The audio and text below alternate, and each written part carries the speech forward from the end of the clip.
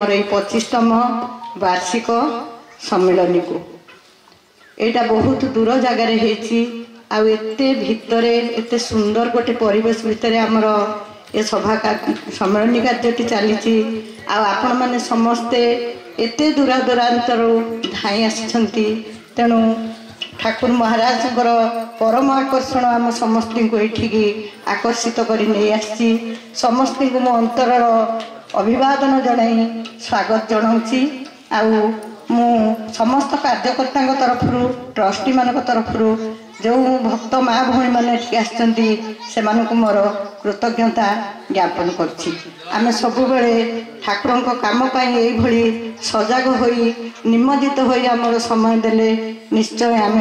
परम पूजनीय ठाकुर महाराज बाबा माँ एवं तांकर जो कृपाधार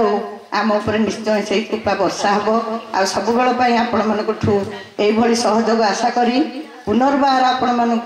स्वागत जन रही जय गुरु जय गुरु जय।